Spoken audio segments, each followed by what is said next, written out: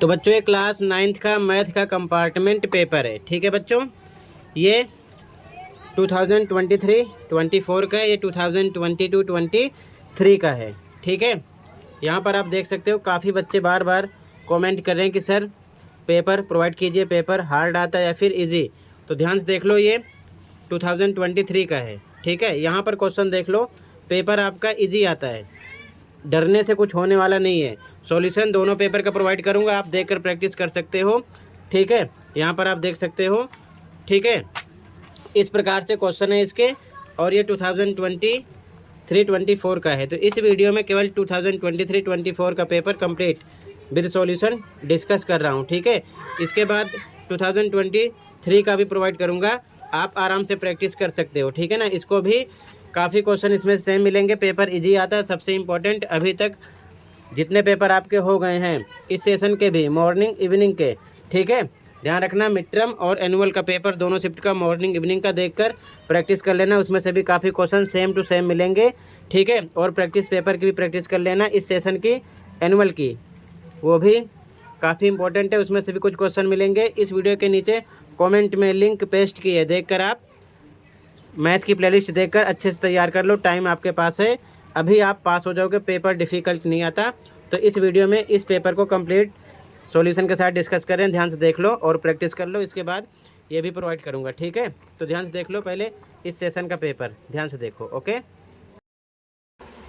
ध्यान से देख लो, प्रैक्टिस कर लो, ज़्यादा तैयारी के लिए प्लेलिस्ट देखो, मैथ की तैयारी के लिए सभी असेसमेंट तैयार कर लो, वो भी अपलोड है, उससे बाहर कुछ नहीं आएगा, कन्फ्यूज़ नहीं होना, पेपर आता है ईजी, खुद आप देख लो एक बार। ठीक है, किसी के कहने में नहीं आना है, ध्यान से देखो। पहला क्वेश्चन, 3 और 4 के बीच की परिमेय संख्या है, rational number between 3 and 4 is. तो ध्यान से देखो, √3 अगर हम इसकी बात करें तो इसकी वैल्यू होती है 1.73। √4 अगर इसको सॉल्व करोगे तो ये 2 × 2 बाहर निकलेगा, मतलब 2 है इसकी वैल्यू। 3.4, ध्यान से देख लो, 3 और 4 इसके बीच में है, अगर 4.3 देखें तो 4 से ज़्यादा है। 1.73 3 से कम है, 2 3 से कम है, तो ये भी नहीं है, ये भी नहीं है, ये 4 से ज़्यादा है। 3 और 4 यानी 3 और 4 के बीच का होना चाहिए, तो 3.4 आ जाएगा, सी ऑप्शन। ठीक है, तो करेक्ट आंसर हो जाएगा सी ऑप्शन, 3.4। ठीक है, फर्स्ट में। Second question, degree of the polynomial 5x + 3 - x² + 8x³ is. बहुपद 5x + 3 - x² + 8x की घात 3 की घात है।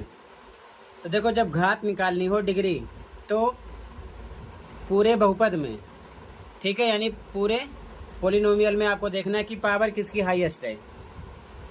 तो यहाँ पर देखो, x की पावर 1 है, यहाँ पर 2 है, यहाँ पर 3 है, तो 3 है, ये हाईएस्ट है, तो बी ऑप्शन हो जाएगा। ठीक है, ये ध्यान में रखना है, क्लियर है। अगला, पॉइंट 8,0 लाइज, बिंदु 8,0 स्थित है, तो किस पे स्थित है। अब देखो, 8,0 ये होता है x, ये होता है y, तो 0 x एंड y पर जहाँ पर भी प्लेस कर रहा है वहाँ पर वो नहीं होगा, उसके अलावा जो बचेगा वहीं पर होगा। तो 0 y पर है, तो मतलब कि x पर होगा। ठीक है, तो ऑन x एक्सिस हो जाएगा। अगर मान लो एग्जांपल इस प्रकार होता है 0,2, तो ये x होता और ये होता y, तो ऐसी कंडीशन में y पर होता। ठीक है, क्योंकि x पर 0 है, ये चीज़ ध्यान में रखना। तो यहाँ पर आपका ए ऑप्शन हो जाएगा, x अक्ष पर।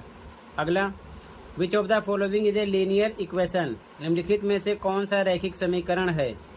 तो रैखिक समीकरण ये भी नहीं है, ये भी नहीं है, ये भी नहीं है, ये है। ठीक है, x = 3y। ठीक है, क्योंकि अगर 3y इधर आएगा तो हो जाएगा x - 3y = 0, ऐसी फॉर्म होनी भी चाहिए। ठीक है, तो बी ऑप्शन करेक्ट हो जाएगा। ठीक है, ये चीज़ ध्यान में रखना। अगला, वैल्यू निकालना है। ठीक है, तो ध्यान से देखो, 64 को लिख सकते हैं, यानी 64 को 8 × 8, ठीक है, और पावर 1/2 सेम लिख दिया। 8 डबल टाइम है, 8 डबल टाइम पावर इस प्रकार लिख सकते हैं, × 1/2, 2 से 2 कैंसिल, मतलब 8 की पावर 1 = 8। ये आपका आंसर हो जाएगा, ठीक है। यहाँ पर सी ऑप्शन होगा आपका, ठीक है। अगला, in a histogram if we join mid point of the tops of rectangles then we will get. एक आयत चित्र में आयत के ऊपरी सिरों के मध्य बिंदुओं को जोड़ा जाता है तो हमें निम्न में से क्या प्राप्त होता है। यानी कि आयत चित्र हिस्टोग्राम इस प्रकार से होता है, ठीक है। तो मिड पॉइंट, इसका मिड पॉइंट यहाँ पर है, इसका यहाँ पर है, इसका यहाँ पर है, इनको जोड़ा जाता है तो इसे क्या कहते हैं, इसे बोलते हैं बारंबारता बहुभुज, यानी कि फ्रीक्वेंसी पॉलीगन। डी ऑप्शन हो जाएगा, ठीक है। अगला, शंकु का वक्रपृष्ठीय क्षेत्रफल curve surface area of a cone is, तो πr/l फॉर्मूले पढ़ लेना, फॉर्मूले जरूर करेंगे। कुछ भी आपसे शंकु, बेलन यानी कि सिलेंडर, स्फेयर, कुछ भी आपसे पूछ सकते हैं, पढ़ लेना, ठीक है। अगला, how many lines can be drawn through 2 distinct points. 2 भिन्न बिंदुओं से होकर कितनी रेखाएं खींची जा सकती हैं, तो 2 भिन्न बिंदुओं से होकर, ठीक है, केवल एक रेखा खींची जा सकती है। जैसे ये मान लो ये, तो इससे होकर एक ही रेखा जाएगी, इस प्रकार से इन दोनों बिंदुओं से होते हुए जाएगी, ठीक है। तो यहाँ पर 1, ए ऑप्शन हो जाएगा। अगला, complementary angles of 70 degree is, 70 degree का पूरक कोण, तो वैल्यू होती है 90 के, इसमें 70 हम माइनस करेंगे, कितना आ जाएगा 20 डिग्री, ठीक है। अगर यहाँ पर सप्लीमेंट्री बोलते तो 180 में से माइनस करते, ध्यान रखना, ठीक है। यहाँ पर 20 डिग्री आ जाएगा, सी ऑप्शन। अगला question, which of the following is a criterion for congruency of triangles. Angle angle angle ये नहीं है, एंगल साइड साइड ये नहीं है, साइड साइड एंगल ये भी नहीं है, side side side, D option हो जाएगा, ठीक है। निम्न में से कौन सा त्रिभुजों की सर्वांग समता का नियम है। भुजा भुजा भुजा, साइड साइड साइड, ठीक है। अगला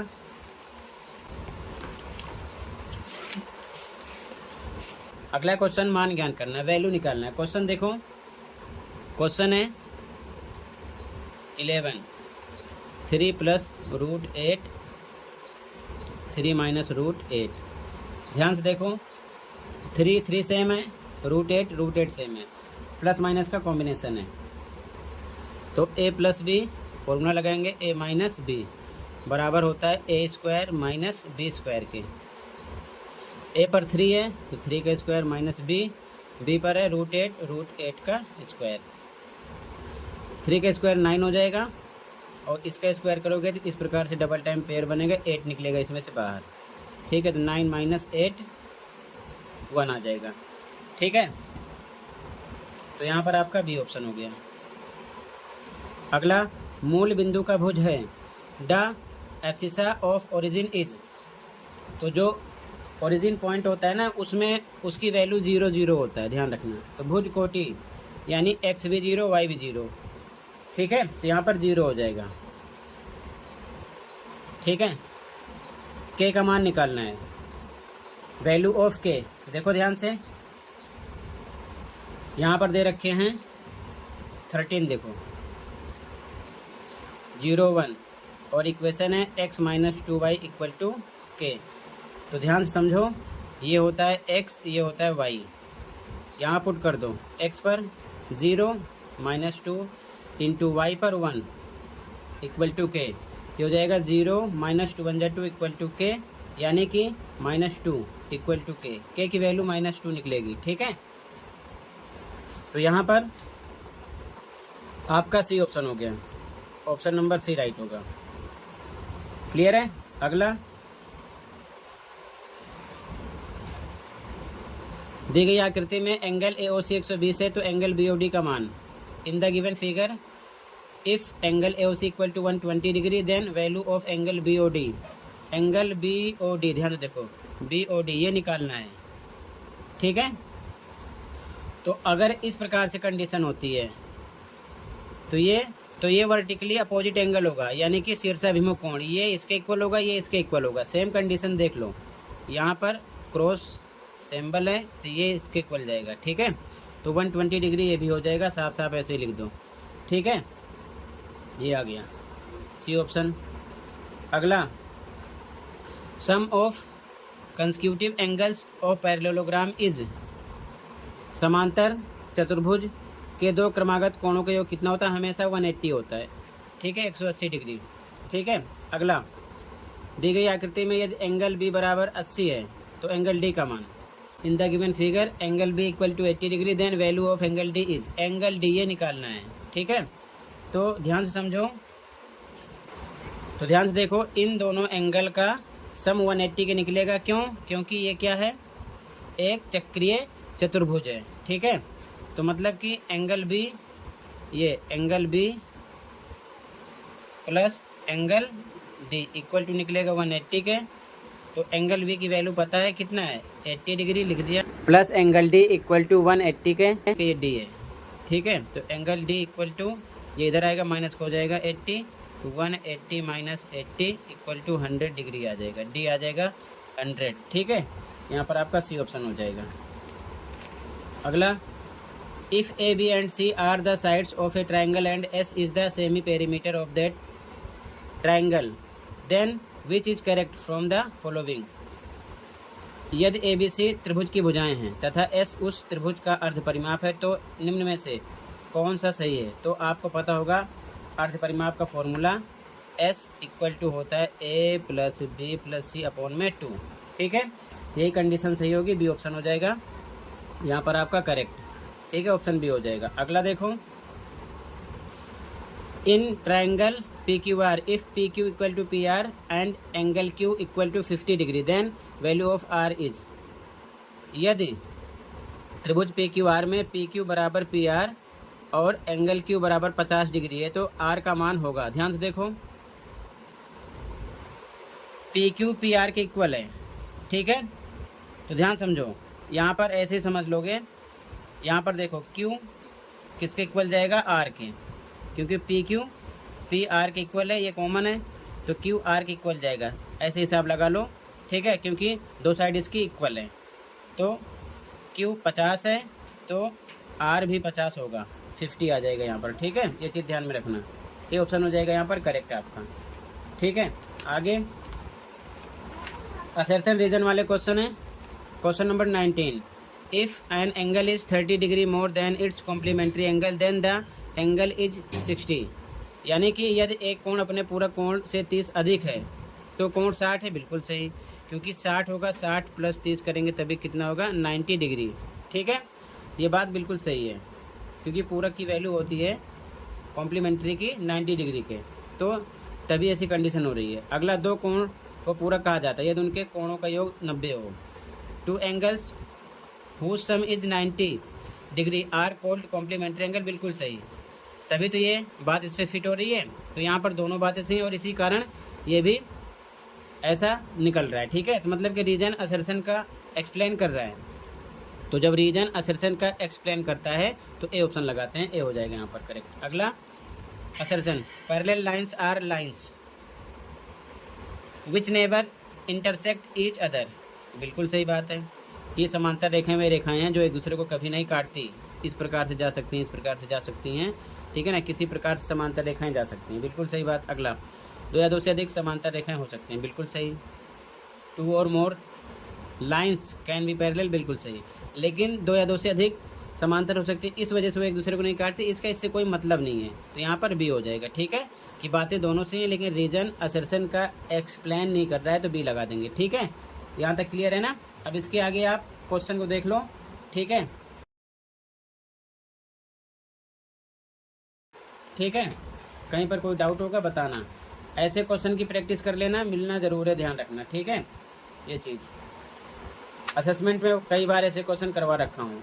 यहाँ पर √3 आपको लोकेट करना है, √3 √5 इनकी भी प्रैक्टिस कर लेना, बार बार करवा रखा हूँ, मिलेंगे ज़रूर पेपर में, ये चीज़ ध्यान में रखना, ठीक है। ध्यान से देख लो, अच्छे से प्रैक्टिस करो, ठीक है, टेंशन लेने की ज़रूरत नहीं है, पेपर ऐसे ही आएगा, ज़्यादा डिफ़िकल्ट नहीं आता है। कंप्लीट पेपर का आंसर भी अपलोड है, ये चीज़ ध्यान में रखना। तो चैनल पर आप देख लेना, अच्छे से प्रैक्टिस कर लेना, ठीक है। टोटल कंप्लीट पेपर डिस्कस कर रहा हूँ और ऐसे क्वेश्चन की भी प्रैक्टिस कर लेना, ये चीज़ ध्यान में रखना, ठीक है। तो टोटल इतना ही था बच्चों, कंप्लीट हुआ। तो बच्चों यहाँ से आंसर स्टार्ट हो रहा है, ये इस पेपर की आंसर की है, ठीक है। तो ध्यान से कंप्लीट पेपर का सॉल्यूशन देख लो और आराम से देखकर प्रैक्टिस कर लेना, ठीक है। तो ध्यान से देखते चलो कंप्लीट पेपर का सॉल्यूशन, ठीक है।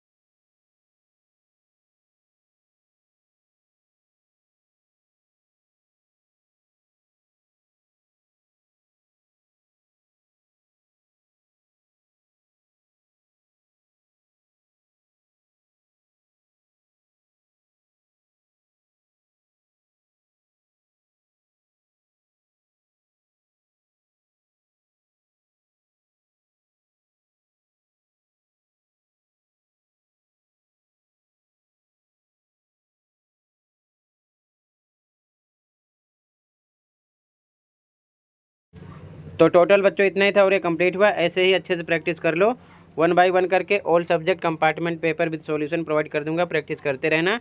मिलते हैं अगली वीडियो में। Thank you for watching and take care. Okay बच्चों।